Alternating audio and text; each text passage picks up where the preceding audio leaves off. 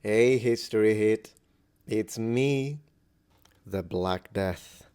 Hello, noble ones. Welcome back to my channel. This is the Metatron speaking, and today we are checking out a video released by History Hit 7 days ago called Medieval Historian Answers the Most Asked Questions About the Black Death. Now, I've already reviewed this historian once in one of it was this one exactly, Medieval Historian versus AI, and I wasn't a huge fan, okay? I didn't like her, the way she presented the information. Multiple times I disagreed. I really didn't like her, but then again, I've nothing personal against her, so it's nice that she's up again here, because it would be lovely if I could change my mind, and I'm always happy to be like, I didn't like her on that video, but on this video she's great. I don't know if that's what's gonna happen, or if I'm gonna have to double down. Without further ado, the topic is very interesting. Let's go. Why is it called the Black Death? We did that. Hey, check out Sam, go shake his hand. Hashtag justice for rats. Hashtag rats did nothing wrong. I Hi, see. I'm Dr. Eleanor Yanaga, and I am a medieval historian. And today, I'm here with History Hit answering Google's most popular questions about the Black Death. Helping me is my childhood rat toy, Primrose. Thank you, Primrose. Thank you, Primrose. So, without further ado, let's get into it. Okay, first question. What was the Black Death? A wonderful question. Now, the Black Death is very, very specifically an outbreak of the bubonic plague that started in the 14th century in 1338. Yeah. You can get the bubonic plague at other periods of time, and in fact, it becomes endemic in Afro-Eurasia after this initial outbreak. But if you're talking about those outbreaks of plague, that's not the Black Death. That's just sparkling death. The Black Death has to be the original one from the 14th century. Next question. Pretty cool. And also, just to answer the question asked, I don't know if she's going to tackle this, but it's an outbreak of an infectious disease based on the Yersinia pestis bacterium. When was the Black Death? Right. Okay, so linking back to the first part of this, it starts out in 1338 in what is now Kyrgyzstan. And we know this as a result of the fact that a bunch of people died, first off. And second of all, they had graves that specifically gave the date and said that the people there died of plague. Right. So it starts out in Kyrgyzstan, but Kyrgyzstan is a very important place in the medieval world. Yeah, because trading. it's smack dab in the middle of the Silk Roads. So you've got lots of caravans coming through, and the plague is able to spread from the people there who have it. Man, look at this. I know we're talking about the Black Death, but look at these beautiful colors. This guy is green, but he's wearing a red hat, and the guy is wearing red is wearing a green hat. I love that. I wonder if it's like some kind of, if they agreed to do that beforehand. I also love the blue horse. I wish I could find myself a blue horse. I'll have to ask Jason Kingsley if he knows anything about blue horses. Onto the caravans and begin moving back and forth east and west. So it begins to make its way slowly into China and into Europe. It gets into Europe about 9 years later. So about 1347, it first happens in Italy. Yeah, depending on what you see, sometimes it's considered as 1340, 1346, 1353 is one where you find it. It kind of depends which accounts you consider. I don't have a problem with her saying it starts at 1347. It really depends who you ask. And we think about December 1347 for that. And then by June 1348, it's finally hit England. So it really depends on where you are at the time. Yeah. In Baghdad, they get the plague at a different time to Kyrgyzstan to London. It all Yeah. depends on how well connected you are and how far away you are from Kyrgyzstan, basically. She's right. Where was the Black Death? The Black Death is an Afro-Eurasian problem. So basically, if you are in Africa, Europe, or Asia, congratulations, you have the Black Death now. I don't know why that reminded me of Risk. So basically, there's some people who don't get it. So Australasia, they don't have to deal with it, nor do the Americas, though everybody can have the Black Death now, except for Australia. Good for you, Australia. But the Black Death is basically something that happens everywhere. And there's a common misconception that this is something that just happened to Europe, but if you think that, it's because you only speak European languages, basically. So, we have a kind of bias of sources. I'm not sure why she would say that, though. I mean, I know a lot of it is like her humor. So sometimes I don't know if a statement is meant to be taken seriously or if she's speaking tongue-in-cheek. Is it European biases? Well, I guess. But then again, you can absolutely read a book about Kyrgyzstan without knowing the language that, that they speak there. You could just read a book in English about it. And I doubt, Professor, that you read Italian or that you read, well, Italian is a European language, but do you speak any Asian or African language? But then again, maybe I'm over analyzing. It's pedantic Metatron again. Leave it alone. Fine. It was a joke. Let's consider it to be a joke. Is where we tend to read things in our own language. Surprise! But there's plenty of stuff written down in Mandarin about how they get the Black Death. Tons of stuff in Arabic. Basically, it's possible to get it if you are just circulating. And there's tons of circulation in the 14th century in Afro-Eurasia. People are trading goods all the time. Stuff is moving back and forth. And just like now, part of the stuff that moves back and forth is germs, unfortunately. Yep. So, yeah, if you're in Africa, Europe, or Asia, I'm very, very sorry, but I have some terrible news for you about the Black Death. She's right. How many people died of the Black Death? Oh, now I'm interested to see if she has actually, because she's the professional historian, I'm very interested to see if she actually is going to give numbers, because I wouldn't be able to give numbers. I looked into it, and it's a big chunk of the population, maybe like you could say a fourth of the population of planet Earth. It's difficult because it's difficult when it comes to census. Let's see. So I can't give you an actual number, but what I can give you is a percentage. And it's 25% of the total population of Earth. Yeah, she went for the percentage. It's fine.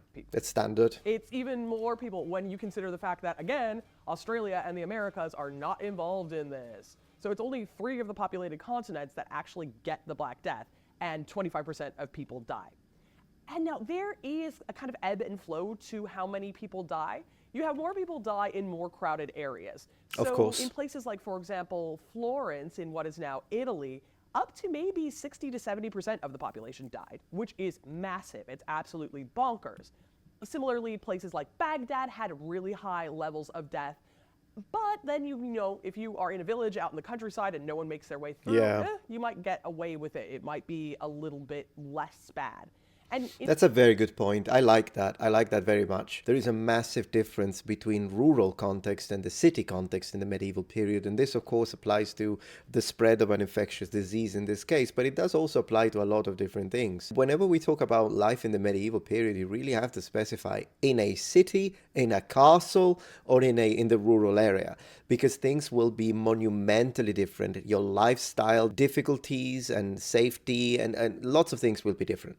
So I like that she kind of divided the two realities of medieval world, which were a lot more distant than they would be today up to a certain extent. Kind of depends how you look at it. Even today, though, there is a massive difference if you live in freaking Tokyo or New York, or if you live out in the country. But then again, there is the spread of technology. Even if you live out in the country, you can have TV, internet access. But in the medieval period, the difference would have been monumental between living in a city and living in a small little village in the countryside. One thing, though, she did say Florence in what is now Italy. It was Italy back then, too.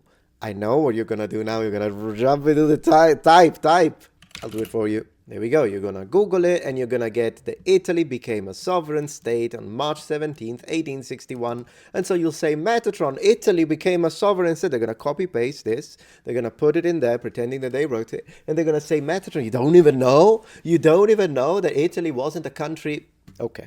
Not trying to strawman the professor, she didn't say that, but I do want to underline, yes, Italy became a modern unified nation and a sovereign state in 1861. However, Italia, the same word that we use to identify Italy, both today in a political sense and in a geographical sense, was used in the medieval period to identify the entirety of the Italian peninsula, including the islands. So even though it wasn't used in a political sense, it was Italy in a geographical sense, and there is nothing wrong saying that. In fact, this usage goes all the way into Latin, because the word was exactly the same. Italia, you might want to double check the phonemic vowel length, but generally speaking, it's the same in Latin, and the Latins used it. It's found multiple times in Latin literature, written by the ancient Romans, and we find it in the province and redistributions of Roman territories, and yeah, they say Italia.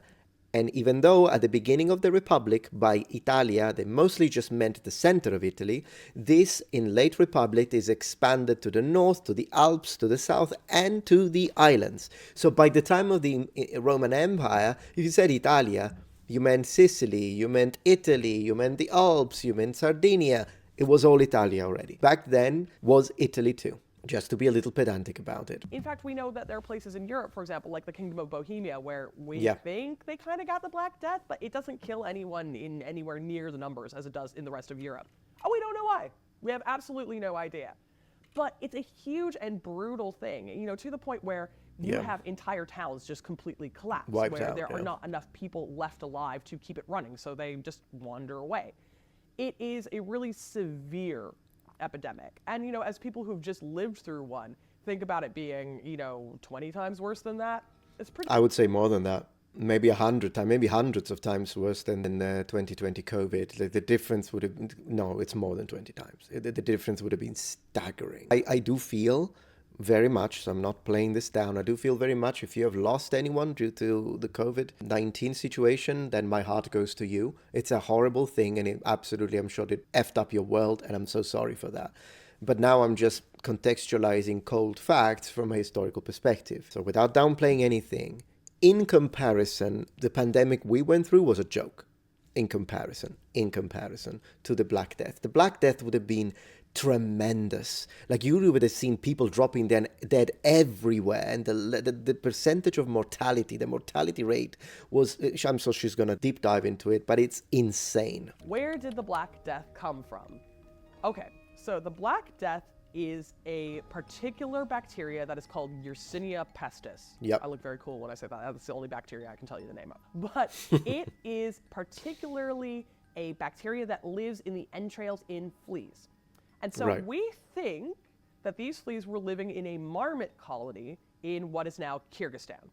But people were bumping up against where the marmots were, and so the fleas kind of transfer onto people or other animals. And then once it kind of gets into you, you can spread it to other people. Now, the fleas are still spreading it. Let's make that clear. If you come get bitten by one of those, that's really, really bad. But also, I'm telling you, you don't want to lick someone with buboes. It's not going to go well for you. What? Germs exist. So once it gets into people, people can give it to people. It's not just a flea thing.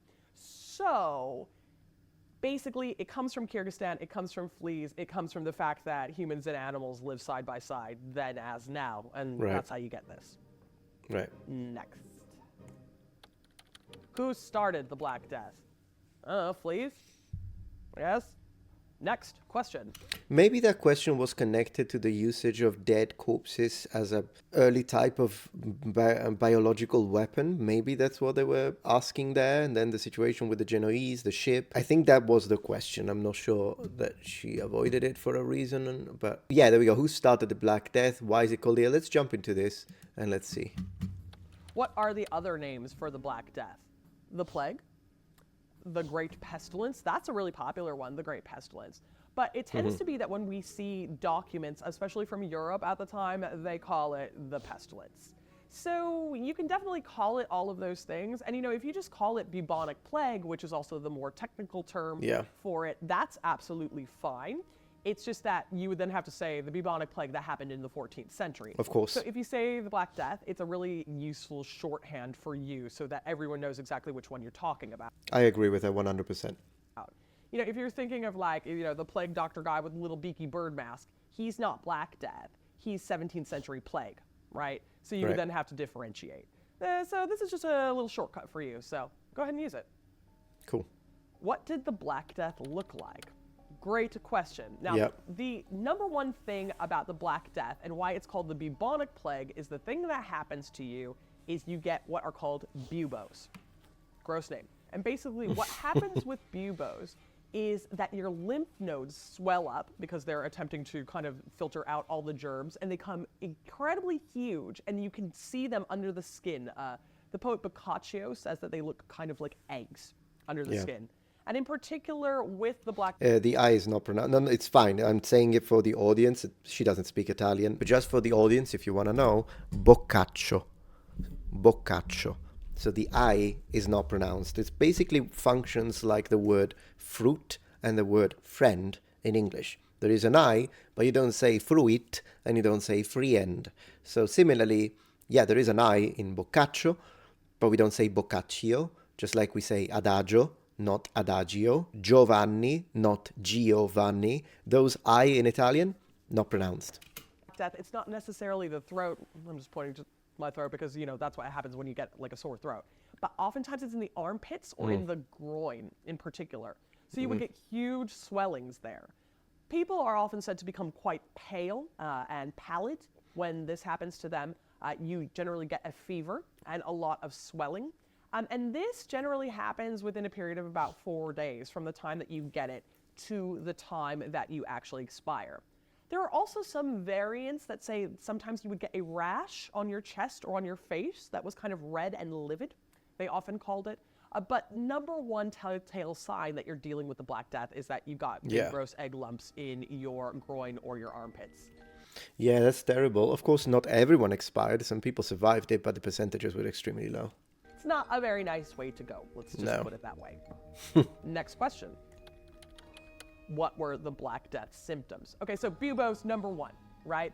Big swellings in your groins and in your armpits. But there is also sometimes fever, often fever. And then we get some weird variants. Because sometimes when medieval people are writing about the Black Death, they will often say that there is also a coughing of blood or a constriction of the lungs and an inability to breathe that is often talked about. And we think that's a little bit weird because Yersinia pestis now, when it happens, and it does happen, but it's okay, we've got antibiotics, it's chill. We don't see those symptoms come up. So it might be that you get bubonic plague and then also something else. You get something else, exactly. That's what I was thinking. It's possible that they didn't identify and actually thought there was a causal link, but they didn't identify that the person who got the Black Death also got something else.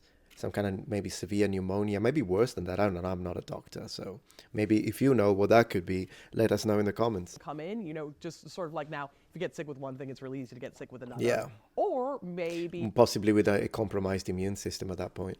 Yersinia pestis has kind of changed a little bit over time, That's and possible. That did happen. But general rule of thumb, you're looking for buboes, you're looking for an incredibly high temperature, and basically then dying. That's one of the big symptoms. It's a symptom. I don't know what to tell you, man. But yeah, it's basically a big gross mess. Next question. Was the Black Death bubonic or pneumonic? It's very difficult for us to know. Now, see, this relates to the fact that we have these different ways of talking about the plague, because sometimes people would say, this person died of the pestilence, and they don't have buboes at all, according to what is written down. They will have these chest issues. They will have issues with breathing. They will have these rashes. And that has led some of us later to call this the pneumonic plague as opposed to the bubonic plague. Retrospective diagnosis, which is when we look in the past and we try to say you are sick with this, is a really slippery slope and a difficult thing to say. Of course. But we do have ways of genetically testing bones to see what diseases were in She's doing a fantastic job with this one. Much better than the previous one. them when people die. And when we test the bones that we find, for example, in plague pits, we generally find that they had Yersinia pestis, right? So which is the one that we associate with buboes. So maybe at the time there are lung symptoms that come along with it. Maybe people are getting sick with it, or maybe people are just so distressed by the fact that everyone they know and love is dying that they're just like, yeah, man, he couldn't breathe, right? It's very, very difficult to say. And it's also difficult to say because basically medieval people have a really different way of relating to sickness, of relating to disease. And when everyone you know and love is dying, their first instinct isn't like, oh man, I've got to really record the symptoms. I got to like get this exactly right. Because in, 800 years, people are going to want to know if this is... Yeah, exactly. Yeah, a professional, if it's a doctor, they would have done it because that's their job. But regular people, even as they're being interviewed, there would have been an emotional state. And of course, you couldn't use machines. That's what machines do. They take the human side out of calculations. And that's one way machines are extremely useful for us in the development of our technological capabilities. Because, yeah, that's what they do. Whenever there is human, there is the possibility of error, and there is the possibility of thought contamination. There is the possibility of lots of different things because of the states that we have. They did use machines, by the way. It's just that they made of wood and they work differently. Maybe we shouldn't even call them machines. Anyways, I'm kind of digressing. Bubonic or pneumonic. I'm sorry, I was not their top priority, unfortunately. But basically, it's a really muddled time. People are panicking. It's really horrid. So we don't always have exactly clear accounts of what happened. So it's a little bit of a mystery, but that's okay. It's kind of fun.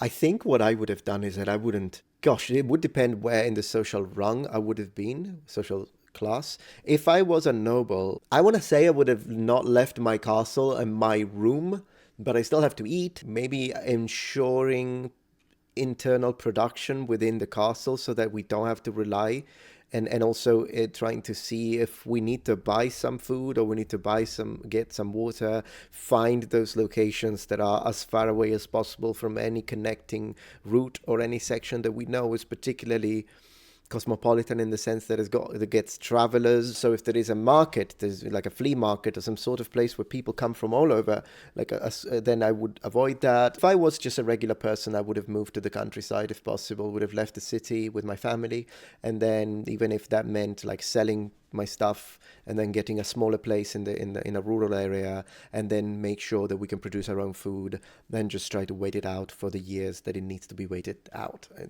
That's what I would have tried to do. What was the cure for the Black Death? There wasn't one. No. Next question. Okay, so I'm just checking because we don't react to the entire video. What was the cure for the Black Death? So they asked her again. Why was the Black Death so deadly? This could be interesting to discuss. What was the Black Death contagious? Yes.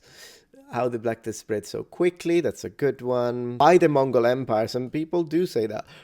I'm interested to see what she says about that. Let me see her quick answer here. It's kind of funny. So the entire world up until the 1800s is working off the idea that health is determined by the humors. Yeah. Now, they know that you can get sick if you're around another sick person. So it's an idea that we call contagion, right? So they're like, probably not best to let another sick person breathe on you. But they don't know that there are little microscopic guys running around and that's what makes you sick.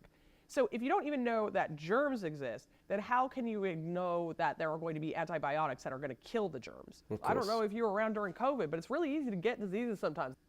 We know about viruses and germs, right? If you're around other people and everyone is living around each other, yeah, then it's very, very easy to spread disease. So it is a perfect storm of the fact that people don't know what germs are yet and aren't going to know what germs are for another 500 years. And, you know, people are communal animals, so we pass things on to each other.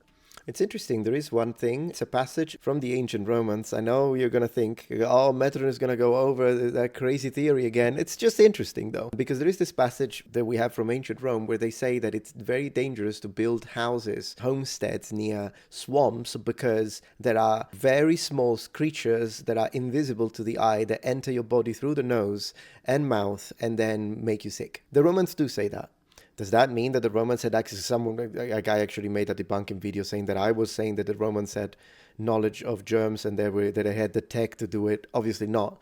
But intuition from very educated and intelligent people sometimes can, even though they can't prove it, it's still something fascinating that can happen. So if the Romans wrote that, it's very likely that medieval people read it, the educated class, so the priests and the nobles. So if they did read it, who knows? Maybe they did think there are microscopic creatures that enter. They say microscopic animals. I think they call them animals that enter your body. And so maybe they did have a very rudimentary conception of what's behind it. Was the Black Death contagious? Yeah, brah. Pretty contagious, isn't it? Number one way to get it is fleas.